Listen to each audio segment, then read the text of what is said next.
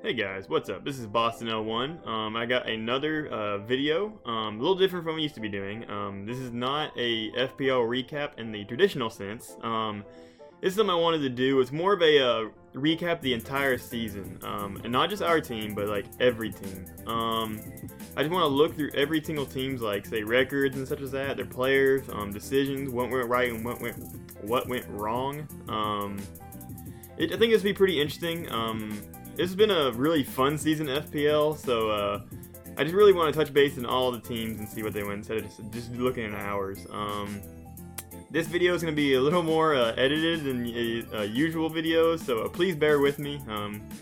It may look rough at times, but I'll get it figured out. So with that, I'm going to go in order of teams and their placements. I'm going to go from the bottom, whoever placed last, and went all the way to the top. With a few exceptions. I have two teams I'm saved for last for an interesting reason that I'll touch on based on later. It's already known pretty well right now for those that are keeping up with FPL. But yeah, so we'll touch on that later. But for right now, we're going to get started, okay? Alright, so the first thing I want to touch base on is just what you're seeing right now in front of you. You are looking at a document of all the records of tiers and players, and of course the overall record. I will go ahead and say the personal records may be wrong. I know of a few that I messed up. I try to fix most of them, but there's definitely some that are incorrect. So if you see it's wrong, I'm sorry. It should be close. It should be like a game or two off, one game off for win or loss. So it shouldn't be too bad, but I do know for a fact that the tiers are correct, as well as the overall record above the player records. So if it doesn't, like say those don't match up, that's the reason why. Those are correct, the player may be wrong. But anyway, so the first team I want to talk about is the team that finished last. Actually went winless this FPL, which is unfortunate. You never want to see something like that in such a fun league, but. Team Firebirds, they are captained by Meowster, and they had a few struggles. One thing I'm going to talk about is every single team's like say top picks and their best players. And for example, their top picks rather were CB Baselord and or not to be confused by with CBB and Ajag. They both went. CB went for 50,000, which is actually the largest. Or third largest price tag for any player in the draft, and Ajag it went for about 30,000. Keep in mind this is in a league where you have to draft 8 players with 130,000. Wait, yeah, 130,000 points per team. So that's 80,000 right there in 2 players. They both also play the same exact tier, which is Ubers. And even then, CB did not last long in this tournament. He actually dropped out pretty quickly after one loss. So they're already one of the highest priced players was already out of the league. And for Ajag, the thing was, I'm gonna go say this: Meowster was not. They are not really. They were not really around for this. They were very inactive, I guess I should say. She didn't know, like, say, the certain players or who they were, so she was very new to this, and that kind of shows because Ajag, for example, he actually before the draft he was like, hey, if anybody drafts me, if it's not me, Boston, I'm probably gonna meme the entire tour, and so I guess she didn't get the memo of that and drafted him anyway, and of course CB Baselord dropped out, so that already was a huge hit for them. And even then, just like their lower tiers just didn't perform well. So this is I think it's more like a thing of experience. You don't know who these people were, and you tried their best to pick regardless of that. As well as the fact that she was in school when this draft was happening and had to and she was in the middle of this, she had to go home. And that's where I think the reason she spent so much money early on these 2 players, because she's like, okay, I just want to get some money out of the way so I can go home and draft the rest. And that was definitely unfortunate. Looking into the tier records, their OU is actually not that bad. I mean, okay, Their OU is 7-7. That's not fantastic, but that's actually not that bad. And they have a few good stats, but they were anchored down by just like 2 0-7 tiers and Let's Go and NU. So when you have like 2 automatic losses, you're already behind the 8 ball in that. I think they just struggled to keep up, and that's why they could never win a week, because you already had 2 that are probably going to be a loss. You do see RU, they're 3-3-1. The last week, the last RU game was not played, and so that was a tie, or considered a tie. So that's why that is like that. No other team beside the one they played got a tie, so that's a little thing. But I guess lastly, their best players, Gage. Gage is actually pretty good. He actually, the reason he's 3-4 is because he actually went to Let's Go for a few weeks and lost most of them. But I think at OU he was actually 3-0. Which is pretty good, to be honest. Beating some good players. I may be wrong with that OU record, but I do know he did perform better in that than Let's Go. Pricky Peck was the unfortunate loser. Played every week and lost every week. It's not unprecedented. Last FPL, we did have 2 players, one that went 0-5 and one that went 0-6. So players losing like that is not crazy uncommon. Unfortunate for him. He mostly played Let's Go, and then the latter weeks played NU. So you can see they also lost all those weeks, so it didn't help. But yeah, I think I can determine why this team performed so poorly is just because of inexperience, not understanding who your players were. Meowster actually stopped playing herself after the first 2 weeks, so they're already. It was a struggle. But yeah. What can you do? Ajag actually with memeing actually did pretty good. I mean, the game we're showing right now is actually him versus Luna, which is probably the best, my favorite game of all their games. Pretty much, it was I mean, Luna's of course Luna, and then Ajag just bringing a Piplup and actually winning. But besides that, yeah, 0-7, so not a good season for them at all. But we're going to go on to the next team. So the next team we're going to talk about is the BDrills, coached by Raltsboy. They finished 1-6. Their one win, of course, coming against the 0-7 Team Firebirds, so team covered last. They actually played them the last week, and they're the ones they got a tie in RU with. So last week, both were 0-6. Both had to play each other for pride. Looking at them, their top picks were Frenzy at 48,000 or 4,800, and nope, it's 48,000. I can't read. Anyway, so Frenzy, he was the only one that he picked up a high pick. The rest were he picked up for cheap. Frenzy's a good player, but the thing is, he was very inconsistent to schedule with, and that is why he only played 3 games. Sometimes he had to get subbed out for someone else to play, or he just didn't play at all. So for that, while Frenzy is a great player, that price tag was probably not worth it just because he was so inconsistent. So the fact that that's the only high price player he picked, nice alliteration there. They had to kind of struggle with their lower tiers and try to pull through them most weeks. Or lower, lesser, or cheaper players, I should say. Not lesser players. That's not kind of mean. And if you just look at their tier records, it's actually not that bad. Of course, and you go in 1-6, but you see a lot of them are pretty average. 3-4, 3-4, 7-7 OU. Ubers struggle a little bit, but like, I mean, that's not bad. And to be completely honest, the first few weeks they actually almost won, or they lost every week by like 1. So they came close in most weeks. They just couldn't pull it off. And I think it boils down to inconsistency. A lot of players doing average and just not being able to pull out wins really struggled to get them over the hump to get that last win. So they can get 3, but they can't get more.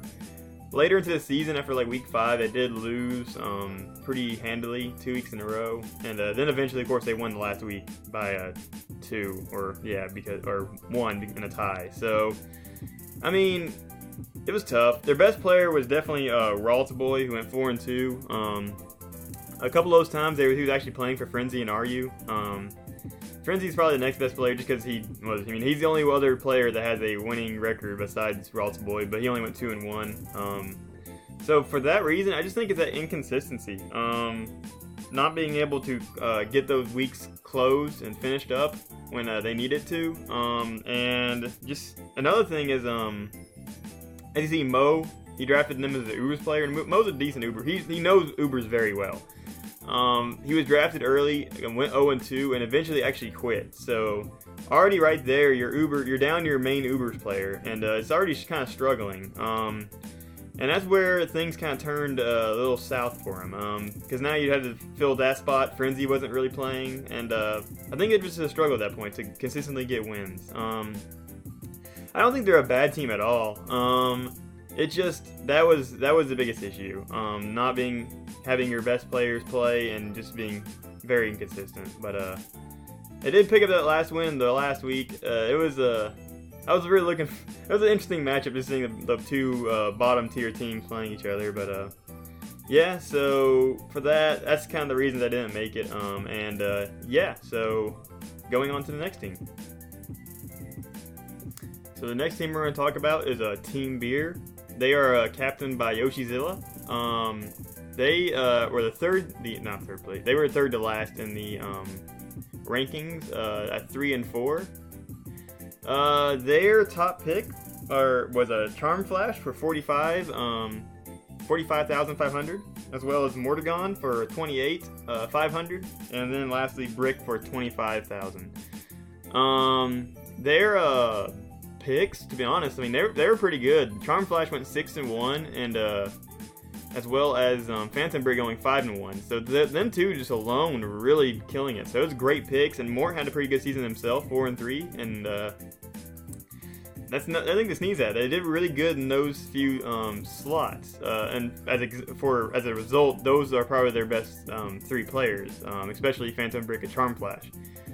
The issue with this team is, outside of them two and maybe Mort, is their team was hard to get them in wins and everything else. Phantom Brick is a NU main. As you can see right there, they went 7-0 in NU. And Charm Flash is an OU main. They went 9-5. So because of that, you look at it, the OU2 slot went 3 and they went 3-4, which is middling. It's not terrible, but like it's hard to build upon that when and especially when you have a player just doing that well in OU that your OU2 is not winning as that consistently. And then you just look at the other tiers. 1-6 in Let's Go, 2-5 in UU, 1-6 in RU, and 3-4 in Ubers. That's just rough. Say you get like of course your OU1 slot's a win, NU is a win. Ubers can be, and so can their OU2, but then you're just struggling in the other tiers. So like you get 2 pretty much guaranteed wins, and then you're trying to find the other 3 and the other 2, and it's hard for them at times. Yoshizilla himself actually went 2-2, and as you see, the game that's gonna be showing is me versus him when he 6-0'd me. So good job to him. But he actually quit around like week 2, I think, or something like that, week 1, because of reasons, and he actually came back in the end and performed fine. So, but that was kind of funny to watch. But other than that, I guess Galapagos, was their Let's Go player. He's the unluckiest player I've seen in my entire life. It was really sad. There was one particular game where I just couldn't believe the amount of hacks was going his way. It wasn't just like, oh, like last turn crit or like one flinch. He was getting flinch, crit, and burnt every other turn. It was incredible. I felt really bad for him. So I think he was a good Let's Go player. He just got very unlucky in the end. And for that reason, I think that also really hurt them. If he played to his, I guess his potential of not getting hacks, maybe they would be better, but that was a big struggle for them. So I think for the reason, just because of their other tiers besides OU and NU were struggling, I think it really hurt them. Is what ended up putting them out of playoffs in the end. They had a chance in the last week. They had a chance to make it if they played us that week, and they had a chance to make it if they won. But since they lost, they were guaranteed out. So it was very unfortunate for them. I think they were a good team. I just think they were too top heavy. Made a lot of high price picks, and then the rest just didn't work out. But yeah, not a bad team at all. Going on to the next one Alright, so I got ahead and skipped the 5 and 4 seeds for this, just because I want to talk about them last for the reasons I was mentioning earlier. By going on to the 3rd seed, we have Team Give Me a Hat. They went 4 and 3. Of course, I made playoffs. And they are captained by Fincourt. Their top picks were Lugia for 51,000, which is actually the priciest pick in the entire draft. So there's that, as well as drafting Tarantino for 45,500. So a lot of points in those two players, but probably definitely worth it, especially considering that both of them were their best players by far. Lugia went 5 and 2, as well as Tarantino going 5 and 0, one of the few undefeateds in the entire FPL this season that played more than say 3 games. And they really were a challenge, especially considering what Tarantino also brought with him. So when you tie up a lot of points in those players, of course your other players you're not going to be able to maybe get the good supplementary players with them. But what Tarantino added was he was pretty big in Smogon, playing Little Cup. And so he knows, like, he had a lot of connections down there. So he was kind of like a package deal. Because what he did was he actually had a bunch of, we kind of joked the Smogon goons coming out and kind of helping their team, supplying them with teams to play with, as well as just a little bit of ghosting. So that's kind of an interesting little fact about Tarantino. So not only you're buying him, you're also possibly buying just extra help on your team. And that really helped if they helped their other tiers that maybe not be just as strong or even used to those tiers just play well. Funny thing is Tarantino, of course he went 5 and 0, and before the season was like, oh, I hope no one spends a lot of money on me. I'm not taking Pokemon seriously, yada yada yada. And here he is going 5 and 0, so he was definitely worth it as a good pick. And just the extra just networking he's done in the Smogon world really helped him out, helped their team out. Looking at their tier list, or their tier records, of course NU was their strongest. OU is middling, and the whole thing is middling, which is fine, because if everything's middling and you have like something as strong as NU, you're more likely going to win every week, or you're going to get close. As you see, they went 4 and 3. So with that, I mean, it went really well for them. Definitely, let's see. They definitely played well, and yeah, I mean, it just shows in their results. Very consistent, nothing crazy since they only have like that one good slot in NU, but yeah, so let's go ahead and move on to the next team. Okay, so for the next one, we actually got our team, and of course, I'm gonna be a little biased because it's my team, but looking at it, of course, they are captained by me, Bostonl1. My top picks were Suave. We drafted for 40,500, and then my next one was not number 1, NN1, drafted for 27,000. I was actually had the third most points left over in the draft. I ended up having second, I guess, but one of the players used all their points on the last player, so I guess I was technically second most, but I was really third. So what happened was I had a few points. I kind of scouted my team out. I'm not gonna go too in depth about my team. I may do that for another video, but I was kind of like scouted out who I wanted, and almost every single person on my team is something I wanted. I got a lot of them for cheap, and even one Shield Poke I had no idea about had a really good season, so I'm really happy about how that went. Kind of drafted him on a whim. But yeah, we went 6 and 1. We're the second seed. Had, of course, second best differential in the entire league. Our best players by record, we had a lot of really good records this season. We had not number 1 at 4 and 1. Tsubasa going 5 and 2. And that's including going 5 and 1 in Let's Go. AM is another undefeated, going 3 and 0, as well as let's see who we got. Fee going 4 and 1, and I mean that's just them. I mean, you had a lot of players do really well. To be honest, the worst players was me, and I guess Gloomlock did the same record as I did. So Yeah, looking at our tiers, we are really carried by our top 3 tiers. Our OU record is the best record in the entire FPL, 11-3. Uber's is really strong. Our Let's Go, of course, is anchored by Tsubasa, who really did well this season, and I'm really happy I picked him up. I picked him up for like 3, and so the fact that he has the best record on my team, and I only picked him for 3,000, it was fantastic. He was a steal.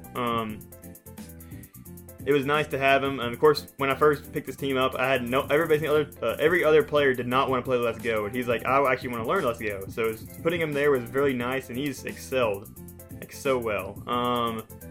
Suave has been a staple and has been really good. He actually played more games than he should have, because he actually ended up filling in for RU 1 week because AM couldn't schedule with one of their guys, which is Frenzy. So that's one of his L's, is actually playing a tier he doesn't play, which is RU. So even then he's like 4-2. That's pretty good. I mean, the whole team is just really being really good.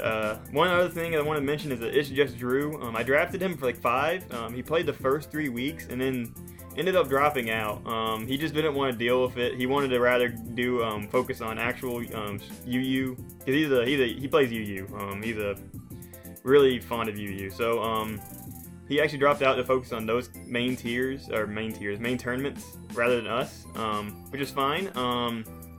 We ended up filling in SEB the next to last week as our fill-in for him, which he's it was a great pickup. SEB is a really good player, so picking him up for playoffs is fantastic. But yeah, so our team did really well this season. I'm very happy about it, and yeah, so let's go and move on.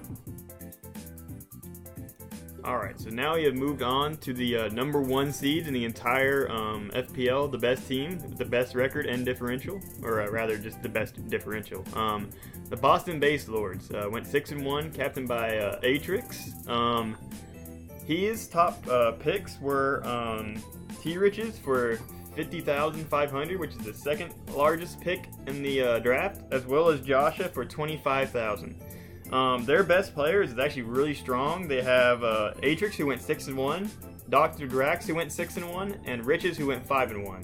So right there, you already have 3 players who almost never lose, and you can see why they're the number 1 team in the entire FPL. They played really well, and that's just fantastic. You already have those 3 playing every week, and you're probably gonna win. On top of that, they also had some good players on the rest of the team. Jordan went 3-2. Esam's hair went 4-2. He was one of their 8 OU staples. I mean, our whole team almost went better than 500 on their record, except for Austin F. He actually did not play a lot of games, or played them late because just things. He was a little busy. So, looking at their tier records, of course, they have super strong tier records. Everything above 500% or 50%, or having a winning record. Uber 6-1, and UU 6-1, RU and NU 5-2, and Let's Go 4-3, which is acceptable. OU was actually I think their OU was probably their weakest. They went 7-7, which is, it's not bad. That's actually really good, but just looking at it compared to the other tiers, their other tiers they were killing it in, and OU is middling. So I guess Let's Go was as well, but Let's Go was a struggle for a lot of teams because most people either don't want to play them, don't know how to play it, or it's just etc. etc. Other than that, though, they had a really good team this season, and of course, when your weakest lineup is probably 7-7 in OU, you can't complain. And yeah, so Atrix drafted a really good group, and really pulled together this season. He's probably my rival.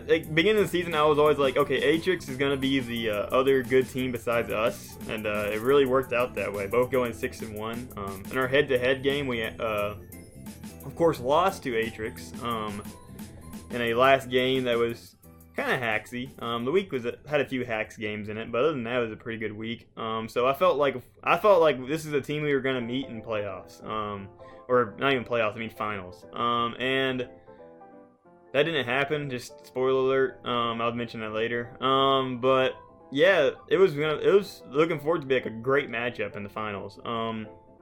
They ended up losing. The one game they lost is to Fincourt's team last week. They kind of memed a lot.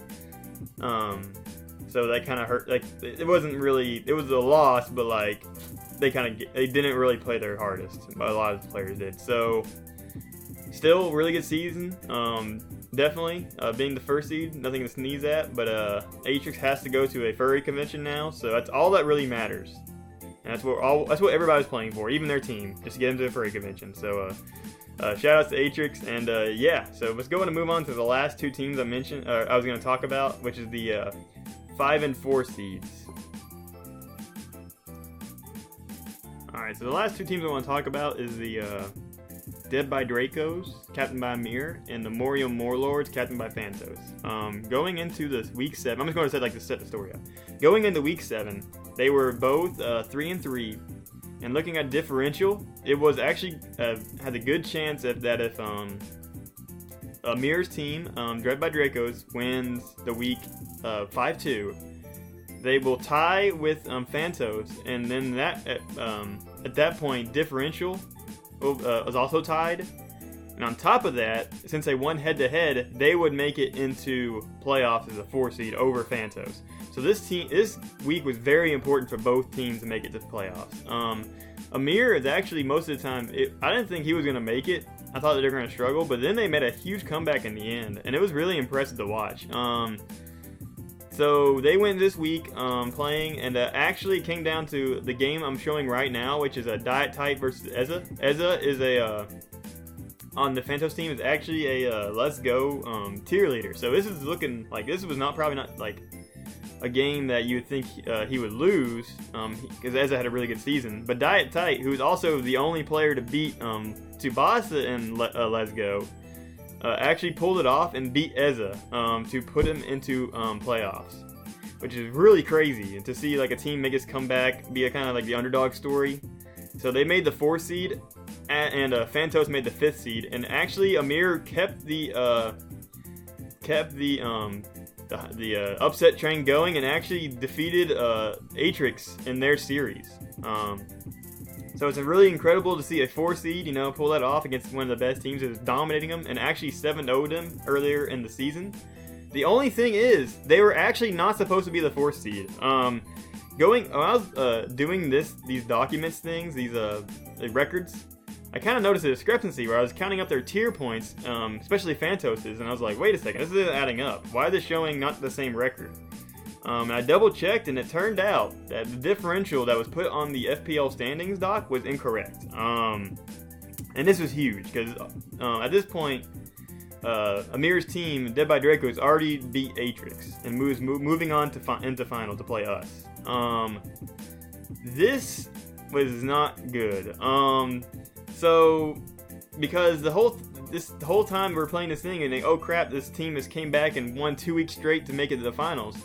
Was not supposed to be there all along and was not supposed to play Atrix. This put a, this was bad. It's not a good look. Unfortunately, it was a math error. When they were counting up the weeks, they accidentally gave Phantos a -1 1 week instead of a +1. So that put them in the incorrect range of a differential. So with that, I'm just going to kind of set that aside. It's already been resolved. What they're doing is they're actually having Phantos play Mir's team, and whoever wins that game will go, or whoever wins that series will go to play in finals. So Atrix is out of the equation now. Unfortunate for him, but that's what the decision was. So ignoring that, I'm going to go into just the Dead by Dracos season.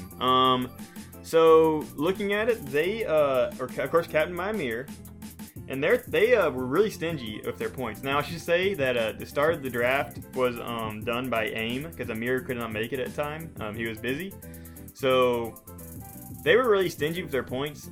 Their highest pick was actually Killian, who was picked up for 51,000. Now the thing is, of course, that would be tied for the number 1 highest pick in the draft. But the thing is, that was the last pick in the draft, and then that's what they just used all their points left. That's the team that had a lot of points and just spent on the last player. So he probably wouldn't have been bought for that much, and no one was going to go over that, of course, because no one had that many points. So that's just kind of a fluke a little bit. And the other two, I can't remember exactly. I kind of just guesstimated because I looked at the entire draft of all these players. So yeah. But probably their highest picks was like Nathan, who went for like around 18, and Pincher D went around for 15. I don't know exactly, but it's around those numbers. Their best players were Diet Tight, who went 3-1, and Pincher D, who went 3-1. They both held down. Diet Tight played Let's Go and beat probably the two other best Let's Go players, of course, in Eza and Tsubasa. And Pincher did pretty well in NU, 6-0'd me with a Vikavolt, so not bad. They're definitely, like, I mean, their Let's Go record is pretty impressive, just considering that most teams' Let's Go is usually pretty weak. So that was very nice for them. Their OU is horrendous, but their other tiers kind of made up for it. They won, like, you can see they're not great stats, but they won the weeks that was necessary for them to their win. So they were, when they were on it, they were on it. So that was really nice for them. Of course, but they made in the end, they played in playoffs, but they should have been the 5 seed. So, but like they still had a good season. Nothing to be ashamed of. And if they do beat Phantos, of course, they'll still play in finals. So very interesting to look forward to that. Just because this week's this is kind of like a bye week for us. We're just I may just do a recap on that week just for fun, but. Yeah, moving on from Mir's team, I was going to go on to the last team, Phantos. So lastly, I'm going to talk about the Morium Warlords. Of course, they're captained by Phantos. They ended up being the 4th seed, going 4-3. Or, you know, as I just mentioned, 4th seed, technically, but did not end up that way. The top picks for them was Dennis the Menace for 44,000 and Eza for 39,000. The top performing players were Nazarmat going 4-1, playing UU, as well as Eza going 4-2, and Phantos going 4-1. They were kind of interesting because it was not their low tiers what carried them. Everything from Let's Go down, they really killed it in those tiers. Of course, Eza held down Let's Go for most of it and played really well. You know, being a Let's Go tier leader and actually caring about the tier, so that was really good for them. But their top tiers, OU and Ubers, have been really bad. Of course, they're pretty much the same record, about 2-5 and 4-10. So it was a struggle for those, but like other than that, they really carried themselves in the lower tiers, and that's what was their driving force. So it's kind of the opposite of us. Yeah, so it was they had a good season. Of course, they have from Champlu, who I just want to go ahead and give a shout out to him. That's the game I'm showing. I already showed this game in a previous FPL recap just because I thought it was so fun. But he was the one that went 0-6 last FPL, so going 3-3 is a huge improvement for him. Dennis the Menace, their number 1 pick, or their highest pick, he performed not too great. Went 0-4. But it's what it is. Sorry for that guy. Dennis is a cool guy. But yeah, they played really well and definitely played themselves to be put in a position to go in playoffs, and they do get a chance this week. So I'm not pulling for anybody. I don't like this situation. Kind of makes me like I don't want to pull for anybody to win. I like the Amir upset, but like same time they shouldn't have been here in the first place. So yeah, I like both. I like both these teams. So with that, Of course, these teams will be ones we be playing in playoffs, so it's an interesting series just to watch and see how they play before going into our week. And yeah, so this is it for the entirety of all the FPL teams. I do have one more thing. It's kind of like a special thing I wanted to do. But yeah, so let's go ahead and move on to the last little segment. So the last thing I wanted to do was I just wanted to go through a kind of like make an all-star lineup of all the players that perform the best in certain tiers, as well as the players that perform great in all tiers in general. Of course, maybe you can call me biased a few times, but I think this is a pretty fair and accurate representation of all the best players in their tiers. So first, as much as I hate to do it, I have to give Atrix probably the all-star captain. Of course, he was the number 1 seed. Had the tied for the best record and best differential. But the reason I'd definitely give him say I had the same thing. I had a best record tied for second. But I had to give it to Atrix. Atrix also had a great personal record. And this is not based upon like, oh, he manages things well. It's not a managerial point. This is a results based. So looking at results, Atrix definitely deserves to be captain of the year. He's played well. He managed the team well, drafted well. Everything about it, he did well. Except maybe managing. Because as a former Atrix player playing with him, I can tell you he has his shortcomings sometimes. But I love Atrix, but I hate Atrix. So he's gonna get the FPL All-Star captain. So shout out to him. First, I had to go with Ubers. I went with Phoenix, our player. This is actually a tough pick. Because a lot of the Ubers players actually they didn't do well in their tiers, or it was a rotating door of people playing it. A lot of teams like I think the closest person I would put over Fee would probably be Dr. Drax. He went 3-0 in Ubers, but he only played 3 games in Ubers, while Fee played 5 and went 4-1. And it was really tough to say, but I think Fee deserves it. He won a lot of games, and it's kind of funny because just to touch on something, he earlier like when I first drafted him, he actually never he kind of wasn't playing Mons at that point. So to kind of get back into it, kind of get trained up by some of our players to play Ubers, he actually performed very well, and he wasn't like just ghosted the whole time. He actually held down sometimes with people that also don't play Ubers and really made good calls. So really proud of him and how he did, and I think he deserves to be the Ubers All-Star.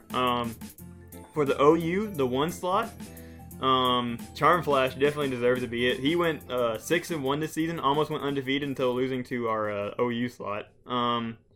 Played very well, definitely probably the most dominant OU player in this season, so he definitely deserves to be number 1. For our OU 2 slot, we got Suave. Well, yeah, he did go, like I said, he went 4-3. His overall OU record is 4-2, and that's better than most people's OU. Including knocking off Charm Flash. It was really tough for OU. You could put a lot of players here, and I guess this is where you could say I'm definitely biased. But I think Suave, just looking at his games, he definitely deserves to be in this spot.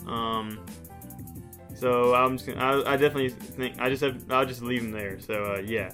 Moving on to UU, Nazarmat, he had a really good season and went 4-1, I think. Won a lot of games for his team and has just performed very well. He was probably one of the biggest, he's one of the best players on the Morium Warlords by far. So shout out to him. For RU, I put Riches. RU is another tier where a lot of players kind of like, there's a revolving door of people playing it. But Riches played probably the most, and he had a really good season just in general, but I think he went 4-1 in RU, so he had a really good season. Definitely deserves to be in that slot. And lastly, NU, Phantom Brick. He went 5-0 for NU. Played really well. His overall record is 5-1. Out 1 losses in OU. And yeah, he was definitely by far the best NU player. Really held down for Team Beer, and was one of the big 2 for that team. So moving on to the last slot is Let's Go, and this one is also a really tough choice because you look at it, and I think there's 3 options. The one I put, Tsubasa, our teammate, he went 5-1 in Let's Go, has the best record in Let's Go. Then you have Eza, who he went around, I think it was 4-2. Played very well. They didn't play head to head because Tsubasa was playing NU that week. And then lastly, Diet Tight, who went 4-1, I think, and he actually also beat both Tsubasa and Eza, so that's pretty good to beat those 2 players. So it was a really toss up between those 3. I went with Tsubasa just because he does have the better overall record, and so just because of that, I decided to put him in there. I got 3 flex positions, which are essentially players that may not be. They didn't play one tier most of the season. They played every tier they played very well. Atrix, he went 6-1, played many different tiers. So I think he deserves to be a flex player, as well as Dr. Drax did the same exact thing, and both those players are reasons why their team is so good. They can move to any tier and just play it. And lastly, I want to get the last one to Tarantino. I couldn't not to. He didn't play just NU. I think he played like 3 games in NU and went 3-0. So I didn't feel safe about just putting him over Phantom Brick, because he went 5-0 as well. So, but I couldn't leave Tarantino off here. He went 5-0 and played RU, Let's Go, and 3 NUs and won them all. So I think he deserves to be in that flex slot just because he moved around and played a lot and won a lot of tiers. So yeah. So that's that. And thank you for all y'all for watching this. It was really fun to do. Or at least recording. I'm not looking forward to editing this, so hopefully that turns out well. I know I haven't had a good track record of that. But yeah, so 2 more weeks to go. This week's a bye week, but I'll probably have a video recapping Phantos versus Amir. And then the finals, which I'm really looking forward to. Finals should be, I think they're going to be uploaded by Joey. So it's not just going to be me doing a recap, so if you want to go to this channel, check them out. It should be fun. And yeah, I'm really excited. So thank y'all for watching, and see y'all later.